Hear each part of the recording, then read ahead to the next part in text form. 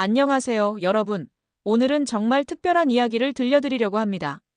한국 전쟁이 끝난 지 70년이 지난 지금, 미국 보스턴에 사는 한 여성이 아버지의 유언을 따라 처음으로 한국 땅을 밟게 됩니다. 그런데 여러분, 이 여성이 한국에서 발견한 것은 상상을 초월했어요. 아버지가 남긴 수수께끼 같은 편지 한 장, 그 집에 아직 남아있을지도 몰라. 아버지의 마지막 말씀. 그리고 70년 전 한국전쟁 당시에 숨겨진 비밀까지. 과연 이 미국 여성이 서울의 한 주택에서 발견한 놀라운 진실은 무엇일까요? 지금부터 들려드릴 이야기는 단순한 여행기가 아닙니다. 그럼 지금부터 그녀의 놀라운 한국 방문기를 시작하겠습니다. 그 전에 대한민국을 자랑스럽게 생각하신다면 좋아요와 구독 한 번씩 부탁드립니다. 그럼 시작하겠습니다. 안녕하세요. 저는 엘리자베스 맥케인이라고 합니다. 저는 62살이 되어서야 처음으로 한국행 비행기에 올랐습니다. 가방 속엔 아버지가 남긴 낡은 편지 한 장이 들어있었죠. 아버지는 한국전쟁 당시 종군기자였는데 돌아가시기 전까지 같은 이야기만 반복하셨어요. 그 집에 아직 남아있을지도 몰라 무엇이 남아있다는 건지 알 수 없었습니다. 하지만 아버지의 마지막 말씀이었거든요. 편지에 적힌 주소를 보며 생각했습니다. 서울이라는 도시, 한 번도 가본 적 없는 곳이었죠. 아버지는 전쟁 중에 실종된 동생, 그러니까 제 삼촌을 평생 잊지 못하셨어요. 그 아이는 어쩌면 아직 그 집에 있을지도 몰라라는 수수께끼 같은 말을 남기시고는 세상을 떠나셨습니다. 비행기 창밖을 바라보며 든 생각은 이상했어요. 무서웠지만 동시에 설렜죠. 마치 누군가가 저를 기다리고 있는 것 같은 느낌이었습니다. 아버지가 70년 동안 가고 싶어 했던 그곳에 제가 대신 가는 거라고 생각하니까 가슴이 두근거렸어요. 인천공항에 내린 순간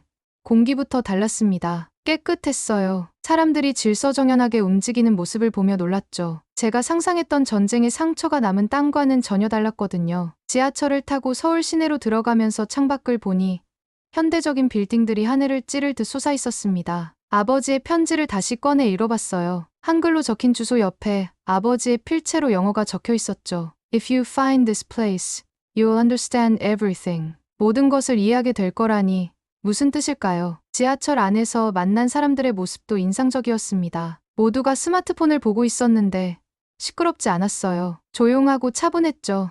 아버지가 말씀하신 한국 사람들의 모습과 일치했습니다. 예의 바르고 정중한 사람들이라고 늘 말씀하셨거든요. 목적지에 가까워질수록 심장 박동이 빨라졌어요. 정말로 그 집이 있을까요? 아버지의 기억 속에만 존재하는 곳은 아닐까요? 그런 불안감이 밀려왔습니다. 하지만 동시에 확신도 있었어요. 내가 가야만 이 집의 문이 열릴 것 같다는 운명적인 직감 같은 건 말이죠. 지하철역에서 나와 골목길을 걸으며 주소를 확인했습니다. 아버지의 편지에 적힌 그 주소, 정말로 존재하는 곳이었어요. 하지만 제가 상상했던 것과는 완전히 달랐죠. 조용하고 정갈한 주택가였거든요. 여기가 맞나? 혼잣말을 하며 주변을 둘러봤습니다. 깨끗하게 정리된 거리, 가지런히 놓인 화분들, 그리고 현대적인 저층 건물들이 눈에 들어왔어요. 전쟁의 흔적이라고는 찾아볼 수 없었습니다. 편지에 적힌 번지수를 따라 걷다가 멈춰 섰어요. 눈앞에 서 있는 건물, 4층짜리 깔끔한 주택이었죠. 입구에는 카드키 시스템이 설치되어 있었고 복도에는 택배 상자들이 차분히 놓여 있었습니다. 도둑은 없나 봐요. 중얼거리며 신기해했어요. 미국 보스턴에서도 이런 풍경은 흔하지 않거든요. 공용 공간에 물건을 그냥 놔둔다는 게 말이죠. 여기서는 당연한 일인 것 같았습니다. 사람들이 서로를 믿고 살아가는 모습이 느껴졌어요. 건물 관리사무소를 찾아갔습니다. 젊은 남성이 친절하게 맞아주었죠. 안녕하세요. 저는 미국에서 온 엘리자베스라고 합니다. 어설픈 한국어로 인사를 했더니 그분이 영어로 대답해 주셨어요. Welcome to Korea. How can I help you? 편지를 보여드리며 설명했습니다. 아버지가 이 주소를 남겨두셨다고. 혹시 이곳에 대해 아는 것이 있는지 물어봤죠. 그분의 표정이 놀라는 것으로 바뀌었어요. 혹시 맥케인 씨와 관련이 있으신가요? 가슴이 쿵했습니다. 네, 맞습니다. 제 아버지 성이 맥케인이에요. 그분이 고개를 끄덕이며 말했어요. 그럼 한번 올라가 보시죠. 그분이 살던 집이 아직 그대로 있거든요. 엘리베이터를 타고 3층에 올라갔습니다. 복도는 조용했고 바닥은 반질반질했어요. 한국의 청소 문화에 감탄했죠. 미국에서는 공용 공간이 이렇게 깨끗하기 어려워요. 여기서는 모든 사람이 자기 집처럼 관리하는 것 같았습니다. 문 앞에 섰을 때의 기분은 설명하기 어려워요. 두려우면서도 기대됐죠. 70년 전 아버지가 마지막으로 본 그 문이 바로 이것일까요? 아버지의 기억과 제 현실이 만나는 순간이었습니다. 관리인분이 문을 열어주셨을 때 저는 말문이 막혔습니다. 현관부터가 완전히 현대적이었거든요. 자동으로 켜지는 현관등, 신발장 안쪽에 LED 조명, 그리고 깨끗하게 정리된 실내화들까지요. 이 집은 누가 살고 있나요? 물어봤더니 관리인분이 의미심장한 표정을 지으셨어요. 아무도 살고 있지 않습니다. 하지만 계속 관리되고 있죠.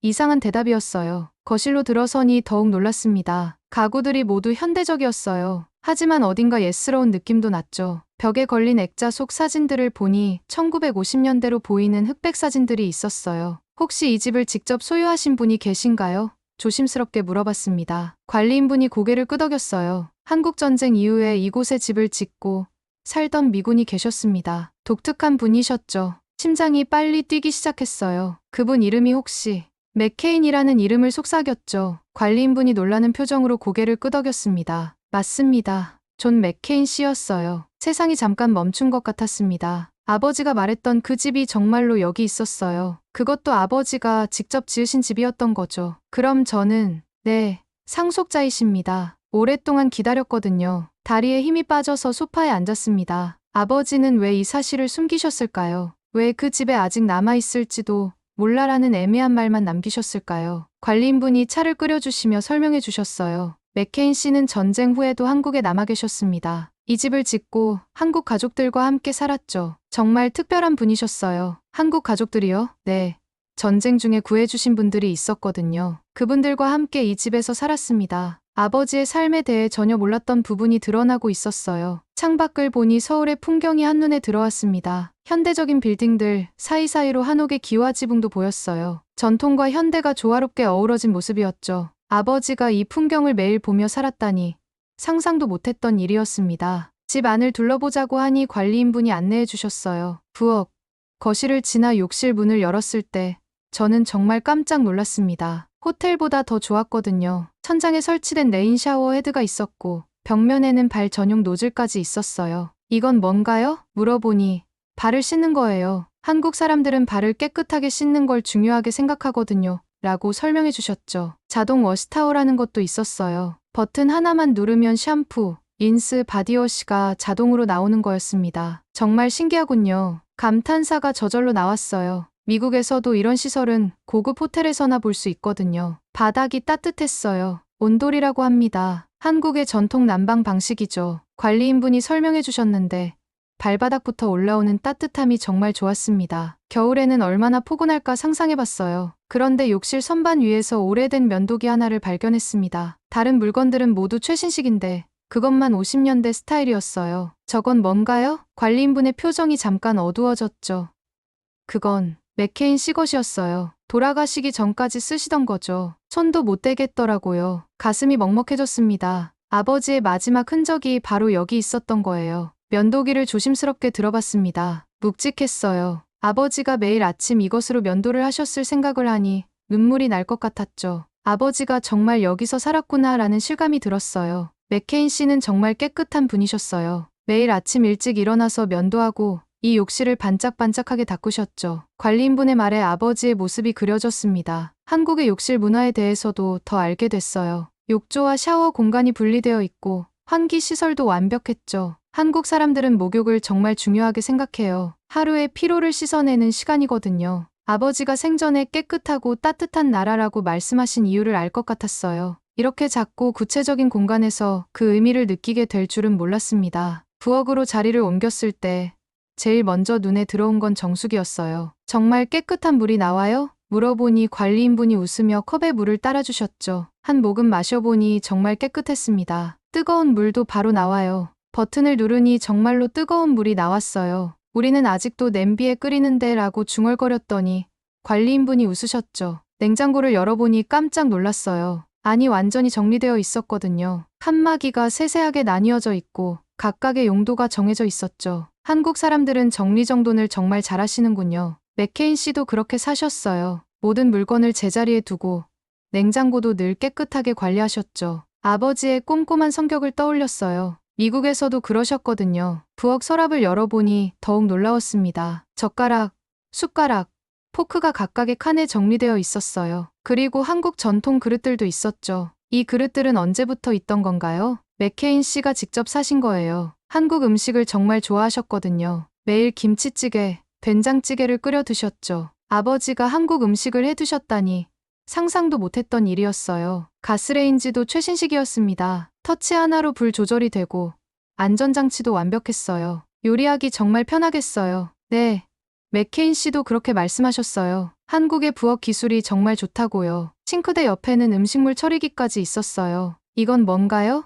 음식물 쓰레기를 갈아서 처리하는 기계예요. 환경을 생각해서 만든 거죠. 한국의 환경의식에 감탄했습니다. 이 부엌에서 아버지가 매일 요리를 하셨다고 생각하니 가슴이 따뜻해졌어요. 전쟁 중에도 이 집에서는 누군가를 환대하고 맞이하고 기다렸던 것 같았거든요. 부엌에서 느껴지는 사람 냄새가 그것을 말해주고 있었습니다. 부엌을 더 자세히 살펴보니 놀라운 것들이 계속 나왔어요. 싱크대에 설치된 거름망, 자동으로 세척되는 오븐, 그리고 천장에 매입된 에어컨까지요. 정말 모든 게 자동화되어 있네요. 한국 기술의 발전이 정말 빨라요. 이 집도 몇 년마다 시설을 업그레이드해왔거든요. 관리인분의 설명을 들으며 감탄했습니다. 70년 전의 집이 현재의 기술과 완벽하게 조화를 이루고 있었어요. 거실로 돌아와서 천천히 둘러봤습니다. 소파, 테이블, TV 모든 것이 현대적이었지만 어딘가 따뜻한 느낌이 났어요. 이 집은 살아 숨쉬는 것 같아요 라고 말했더니 관리인분이 고개를 끄덕였죠. 맥케인 씨가 그렇게 만드셨어요. 집은 사람이 사는 곳이지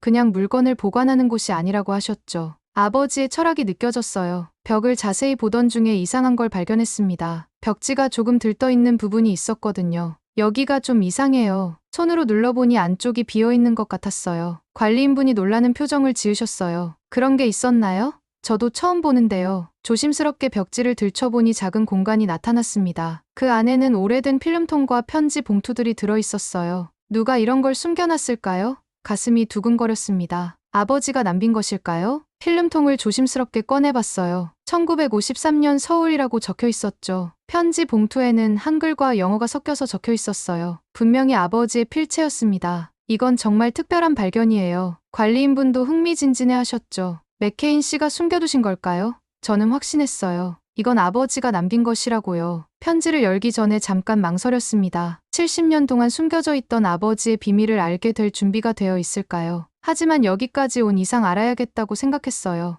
이것이 아버지가 저를 이곳으로 부른 이유일 수도 있었거든요. 편지들을 더 살펴보니 아버지의 일기 같은 글들도 있었어요. 오늘 철수와 함께 남산에 올라갔다. 서울이 점점 커지고 있어.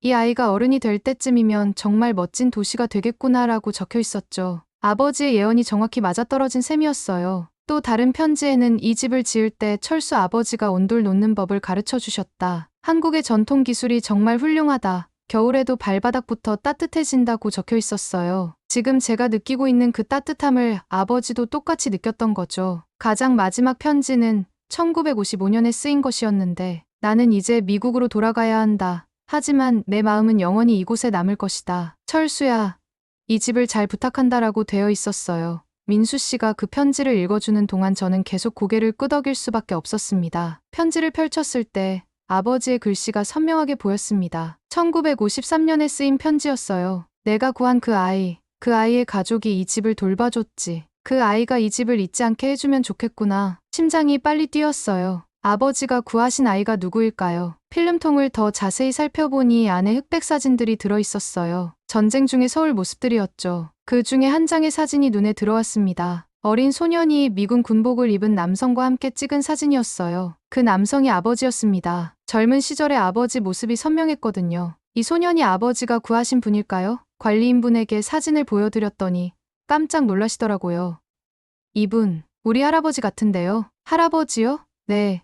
우리 할아버지가 전쟁 때 미군에게 구출당하셨다고 늘 말씀하셨거든요. 그리고 그 미군분이 이 집을 지어주셨다고요. 온몸에 소름이 돋았습니다. 지금 제 옆에 있는 젊은 관리인분이 그 소년의 손자였던 거예요. 70년의 세월을 건너뛰어 만난 기적 같은 순간이었죠. 할아버지 성함이 뭐세요? 김철수입니다. 할아버지가 늘 그러셨어요. 미국인이었지만 진짜 한국 사람이었던 한 분 덕에 우리가 살 수 있었다고요. 더 이상 말을 할 수 없었어요. 눈물이 나려고 해서 고개를 돌렸죠. 아버지의 실종된 동생 이야기가 떠올랐어요. 혹시 아버지가 구한 그 소년이 삼촌을 대신해서 아버지의 아들처럼 살았던 건 아닐까요? 다른 편지들도 읽어봤습니다. 철수가 하루가 다르게 자란다. 내 동생이 살아있다면 이 나이쯤 되었을 텐데. 이 아이를 내 아들처럼 키워야겠다. 아버지의 마음이 고스란히 적혀 있었어요. 관리인분, 아니 철수 할아버지의 손자인 민수 씨가 말했어요. 할아버지가 돌아가시기 전에 말씀하셨어요. 언젠가 맥케인 씨의 가족이 찾아올 거라고. 그때까지 이 집을 잘 지켜달라고요. 그 자리에서 주저앉고 말았습니다. 70년 동안 이어진 은혜와 정성, 그리고 기다림이 모두 저에게로 이어진 거였어요. 민수 씨가 또 다른 사진을 꺼내 보여주었어요. 할아버지 김철수 씨가 성인이 되어 결혼할 때 찍은 사진이었는데 신랑 옆에 아버지가 서 있었거든요. 맥케인 삼촌이 주례를 서주셨어요. 라는 민수 씨의 말에 또 한 번 눈물이 났습니다. 할아버지가 늘 말씀하셨어요. 맥케인 삼촌은 우리 가족의 은인이자 진짜 가족이었다고요. 그래서 이 집을 절대 팔면 안 된다고 하셨죠. 라고 덧붙이더라고요. 70년 동안 변치 않은 그 마음이 얼마나 고마웠는지 몰라요. 그때서야 아버지의 마지막 말씀이 이해됐습니다. 그 집에 아직 남아있을지도 몰라는 말은 물건이 아니라 사람이었어요. 아버지의 사랑을 받고 자란 그 소년과 그 가족들.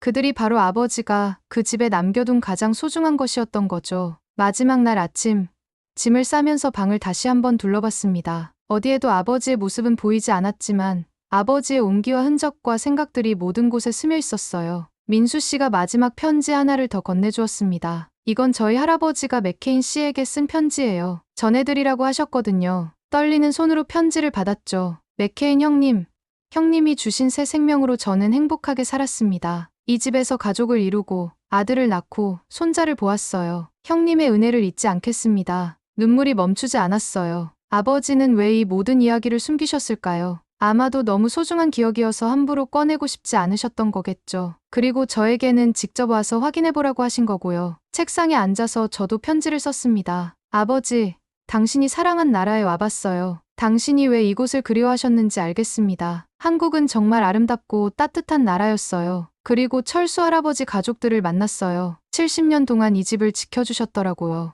아버지의 사랑이 계속 이어지고 있었습니다. 편지를 쓰는 동안 마음이 평온해졌어요. 민수 씨에게 편지를 전해드렸습니다. 아버지를 대신해서 감사하다고 전해주세요. 그리고 이 집은 속 잘 부탁드린다고요. 민수 씨가 깊이 고개를 숙였어요. 저희야말로 감사합니다. 할아버지의 유언을 지킬 수 있게 되어서요. 공항으로 가는 길에 서울 시내를 다시 둘러봤습니다. 처음 왔을 때는 낯설기만 했던 풍경들이 이제는 친숙해 보였어요. 높은 빌딩들 사이로 보이는 한강, 질서정연하게 움직이는 사람들, 깨끗한 거리들까지요. 한국이 이렇게 발전할 줄 아버지도 상상하셨을까? 혼자 중얼거렸어요. 전쟁의 폐허에서 이런 현대적인 나라가 될 줄은 정말 몰랐을 거예요. 하지만 아버지는 이미 그 가능성을 보셨던 것 같아요. 지하철에서 만난 한국 사람들의 모습도 인상 깊었어요. 서로 배려하고 질서를 지키고 조용히 자기 일에 집중하는 모습들이요. 아버지가 말씀하신 예의 바른 사람들이 정말 맞았어요. 인천공항에 도착해서 체크인을 하면서 생각했습니다. 저는 여기서 무엇을 얻어가는 걸까요?